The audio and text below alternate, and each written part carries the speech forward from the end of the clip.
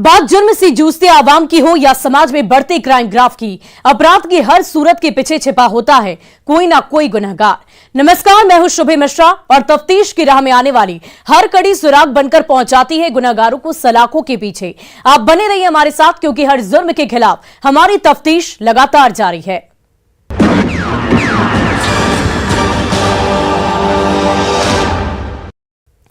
वो डोली पर विदा होकर अपने साजन के घर जाना चाहती थी, जिसका वो पिछले 2 सालों से इंतजार कर रही थी।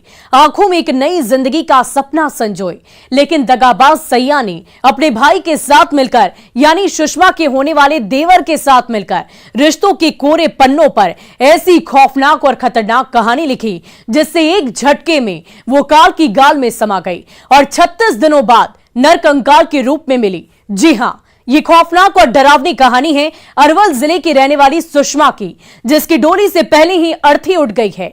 देखिए इस रिपोर्ट में दगाबाज सैया और कातिल देवर की पूरी खौफनाक साजिश। होने वाले सैया ने की दगाबाजी।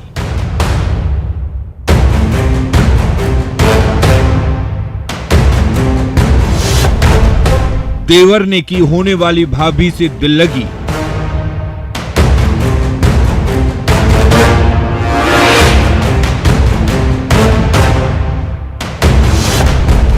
दोनों ने मिलकर रची खौफनाक साजिश।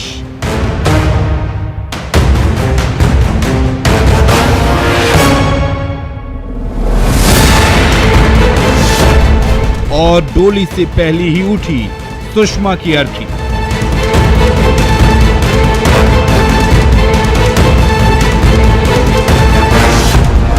छत्तीस दिनों बाद मिला सुषमा का नरकंकाल।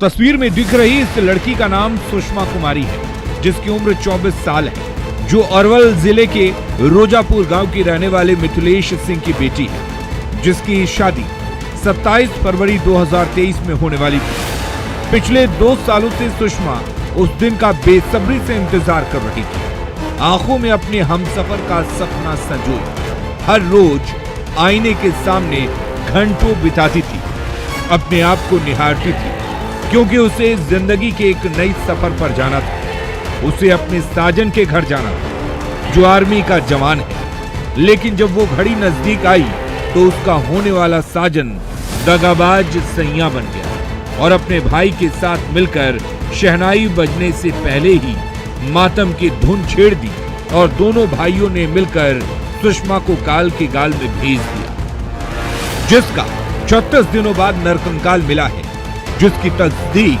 ये तस्वीरें कर रही हैं।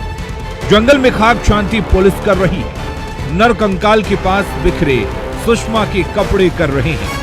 बताएंगे इसके पीछे की पूरी खौफनाक कहानी, लेकिन उससे पहले पुलिस ने क्या कुछ कहा वो सुनना जरूरी है। अरवल में एक लड़की वाला मिथिलेश सिंह नाम है, रोजापुर का, वो लड़की का शादी ठीक किया था। वो 10 लाख रुपया भी दिया था, जैसे वो बता रहे थे।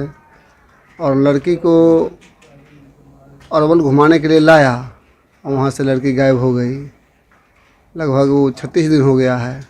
तो आज अरवल के एसपी साहब आए थे, उनके सहयोग में हम गए थे ग्राम गयाचक में। तो वहाँ पर एक लाश मिला, जो आपको नीचे ऊपर नरकंकाल था, अब बीच में थोड़ा सा टिश्यू बचा हुआ था। वो कपड़ा लता से पहचान किया उसका परिजन। करता है उसका छोटा ही भाई हुआ और जॉब के लिए पैसा है दिए थे। तो कहाँ के रहने वाला था? दिलावरपुर मंगर मटिया का रहने वाला। सुन लिया आपने, जिसे समझने के लिए वक्त के पन्नों को पलटना पड़ेगा। वो साल था 2020। पुलिस के मुताबिक अरवल जिले के रोजापुर गांव की रहने वाली सुषमा कुमारी के पिता मिथिलेश सिंह ने अपनी बेटी की शादी तय की थी। औरंगाबाद जिले के दिलावरपुर थाना देवकुंड के रहने वाले सुरेंद्र यादव के बड़े पुत्र रंजीत कुमार से। शादी 2020 में तय हुई थी, जिसके कुछ दिनों बाद ही एंगेजमेंट हो गई थी। तब सुषमा के होने वाले पति रंजीत की सेना में भर्ती होने वाली थी और भर्ती के दौरान पैसों की उसे सख्त जरूरत थी। सुषमा के पिता मिथिलेश सिंह ने दहेज की रकम में से 6 लाख रुपए अपनी जमीन बेचकर रंजीत के पिता सुरेंद्र यादव को दे दिया था। नौकरी हो गई, उसके बाद भी पैसे की डिमांड दहेज के रूप में की जाने लगी। मिथिलेश सिंह ने अपनी बेटी की शादी के लिए 2 साल इंतजार किया और इस दौरान लगभग 10 लाख रुपए दहेज के रूप में दिया। उसके बावजूद भी शादी नहीं हो पा रही थी। दिन प्रतिदिन पैसों का डिमांड बढ़ता जा रहा था और लड़का रंजीत, जो कि सेना में जवान है, वो शादी से मुकर रहा था। कई बार समझाने का प्रयास भी किया गया, लेकिन वो शादी के लिए तैयार नहीं हुआ। उसके बाद पैसे वापस मांगने की नौबत आ गई। जब सुषमा के पिता ने रंजीत के पिता सुरेंद्र यादव से पैसे की मांग की, तो पूरे परिवार ने मिलकर एक खौफनाक चाल चली और जिसमें मोहरा सुषमा का होने वाला देवर विजेंद्र कुमार बना।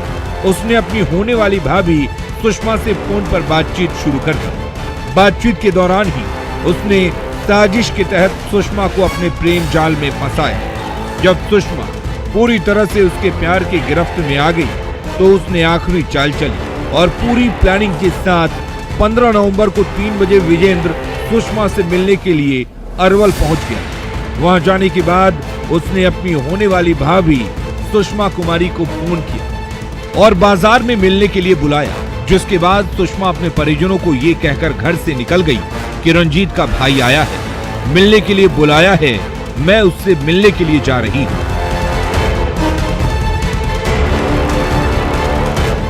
लड़की के परिजन बताया कि मोबाइल से हमारी लड़की बात करती थी। बात करते करते लड़का का भाई से संपर्क हो गया था, तो विश्वास में आ गया अरवल से वो लेके चला आया जहानाबाद। ऐसा कि लोग बताया है। हमारे क्षेत्र में केवल कंकाल मिला है। वो बताता था कि भाभी बोलते हैं उसको या फिर प्रेमिका। नहीं, ये सब बात हम नहीं पूछे हैं, ये सब बात हम नहीं पूछे हैं, लेकिन ये बताया कि हम दोनों का बातचीत होता था, उसी क्रम में हम उसको लेके आए थे। वो सकारा है, स्पष्ट सकारा है। वो प्रेम प्रसंग वाला बातचीत होता था। हाँ, प्रेम प्रसंग वाला दोनों के बातचीत होता था। उसके बाद में गाड़ी का 2 लाख डिमांड किया, तो 2 लाख गाड़ी का डिमांड दिए। उसके बावजूद भी ज़मीन 1 कट्ठा मांगने के बावजूद 12 लाख देने के बावजूद 1 कट्ठा ज़मीन का मांग कर रहा था। इसके बावजूद उसका हत्या करने का। सुषमा अपनी देवर की फरेबी मोहब्बत में फंसकर मिलने के लिए उससे चली गई, लेकिन उसकी खौफनाक साजिश से वो अनजान थी, जिसका ब्लूप्रिंट पहले से ही तैयार था। विजेंद्र ने अपने भाई यानी सुषमा के होने वाले पति रंजीत और अपने पिता सुरेंद्र के साथ मिलकर तैयार कर लिया था। उसके बाद जो हुआ वो बेहद खौफनाक था। सुषमा अपने दिलदार देवर से मिलने के लिए अरवल जा पहुंची, जहां से उसका देवर विजेंद्र उसे करीब 40 किलोमीटर दूर लेकर सीधे जहानाबाद चला गया। वहां उसका छोटा भाई रहकर पढ़ाई करता था। वहां जाने के बाद विजेंद्र बंद कमरे में हैवान बन गया और रिश्तों की मर्यादा को ताक पर रखकर उसने जबरन सुषमा के साथ बंद कमरे में शारीरिक संबंध बनाया, उसका रेप किया। उसके बाद वहां से उसे बहला फुसलाकर 60 किलोमीटर दूर पटना के जानीपुर थाना क्षेत्र के गाजाचक मोहम्मदपुर आ गया, जहां उसके रिश्तेदार रहते थे। वहां भी विजेंद्र ने फिर से सुषमा के साथ दुष्कर्म किया और उसकी हत्या कर दी। उसके बाद शव को स्कूल के पास झाड़ियों के अंदर छिपा दिया और वापस लौट गया। इस दौरान वो अपने भाई रंजीत यानी सुषमा के होने वाले पति के संपर्क में फोन से लगातार रहा। दूसरे दिन फिर उसी जगह पर विजेंद्र गया, लेकिन साथ में करीब 10 किलो नमक लेकर गया और सुषमा की लाश को नमक से पूरी तरह से ढक दिया ताकि लाश सड़ गल जाए। हम लेके अरवल आए थे, अरवल से जहानाबाद ले गए, जहानाबाद से फिर रात में यहाँ लेके आए और यहीं पर इसको हम मार गया, घिसिया स्कूल में मार दिया गया, स्कूल में मिडिल स्कूल में। वहाँ से घिसिया के जंगल में रख दिए, ऊपर से शीशम उसम को पता तोड़ कर रख दिए थे। फिर कल होके वो नमक लेके आया, 10 किलो नमक टटा वाला, और पैकेट फाड़ के वहाँ उस पर छिड़क दिया और फिर झाँप दिया, वो चला गया। जब सुषमा घर वापस नहीं लौटी तो परिजनों की बेचैनी बढ़ने लगी। घर वाले खोजबीन शुरू कर दी। रिश्तेदारों को फोन करके जानकारी लेने लगे, लेकिन सुषमा का कोई सुराग हाथ नहीं लगा। तो 16 नवंबर 2022 को सुषमा के पिता मिथिलेश सिंह ने दिलावरपुर थाना में जाकर बेटी की गुमशुदगी और विजेंद्र से मिलने का जिक्र करते हुए थाने में आवेदन दिया, जिसे पुलिस शादी और प्रेम प्रसंग का मामला समझकर लापरवाह बनी रही। इसी बीच आरोपी विजेंद्र ने जहानाबाद कोर्ट में 16 नवंबर को ही जाकर सरेंडर कर दिया और अपने गुनाहों को कबूल कर लिया। उसके बाद पुलिस की नींद खुली। 24 नवंबर को पुलिस ने सुषमा के पिता के बयान पर 5 लोगों के खिलाफ नामजद एफआईआर दर्ज किया, जिसमें सुषमा के होने वाले पति रंजीत, उसके भाई विजेंद्र और रंजीत के पिता सुरेंद्र यादव के साथ 2 अन्य लोगों को आरोपी बनाया गया था। एफआईआर दर्ज होने के बाद पुलिस ने मामले को गंभीरता से लिया और विजेंद्र को कोर्ट से रिमांड पर लेकर पूछताछ शुरू कर दी, जिसमें उसने साजिश के सारे पत्ते खोल कर रख दिए। इसके भाई रंजीत कुमार जो आर्मी में ट्रेनिंग कर रहा है सिपाही है, और इसके माता पिता पर दर्ज हुआ था, जो कि हसपुरा थाना जिला औरंगाबाद के रहने वाले हैं, मंगरी मठिया के। जब उनके यहाँ दबिश दी गई तो घर पे सारे फरार मिले। कुछ दिनों के पश्चात दिनांक 22-12 को इसे सरेंडर कर दिया, इस ज़्यादा दबिश देने के पश्चात। जैसे इसे सरेंडर किया, हम लोगों ने इसे तुरंत रिमांड पर लेकर के गहराई से पूछताछ की और वैज्ञानिक अनुसंधान और पढ़ाई से की गई पूछताछ के क्रम में जो शक था वो सच्चाई में बदल गया। तब तक 36 दिनों का समय बीत चुका था। उसके बाद पुलिस उसके बताए हुए जगह पर पहुंची और जानीपुर थाने में पुलिस से मदद मांगी और मौके वारदात पर पहुंच गई, जहां से सुषमा का नरकंकाल मिला है। पास में अंडरगारमेंट और कुछ कपड़े मिले, जिससे उसकी शिनाख्त हुई। उसके बाद पुलिस ने एफएसएल टीम को बुलाया, जहां से टीम साक्ष्य को लेकर फॉरेंसिक जांच के लिए चली गई। नरकंकाल को पोस्टमार्टम के लिए भेज दिया और विजेंद्र के मोबाइल फोन का सीडीआर निकलवाया गया। और जब कॉल डिटेल्स की जांच की तो पता चला कि वारदात वाले दिन विजेंद्र अरवल आया हुआ था। वहां से जहानाबाद गया, वहां से जानीपुर आया और इस दौरान वो अपने भाई रंजीत से लगातार फोन पर बातें करता रहा। एफएसएल टीम आई थी। एफएसएल टीम अपना साक्ष्य संग्रह की और उसको पोस्टमार्टम के लिए एम्स भेज दिया गया। वही प्रक्रिया में हम सहयोग के लिए गए थे। अरवल पुलिस आई थी। मोबाइल का लोकेशन लगातार गाजा चक मोहम्मदपुर गांव में बता रहा है और ये लगातार यहाँ से अपने भाई से कांटेक्ट में है, लेफ्टिनेंट से। हाँ, लगातार कांटेक्ट में सीडीआर बता रहा है। क्या लगता है कि किसी मैंने साजिश करके इस तरह से किया गया? हाँ, साजिश करके कि न ये रहेगा ना इससे शादी होगा हमरा।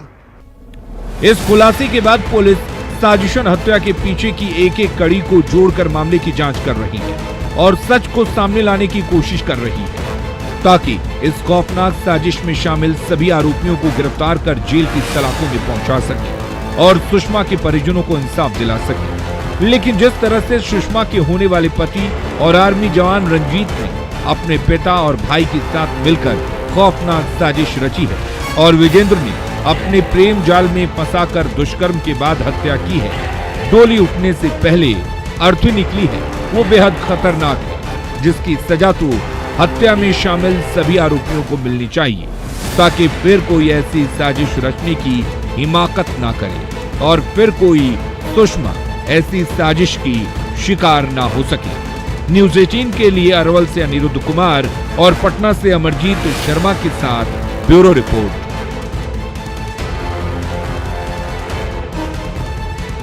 अब वक्त हो चला है एक ब्रेक का, लेकिन ब्रेक के बाद आपको दिखाएंगे संदिग्ध शव के पीछे की कहानी।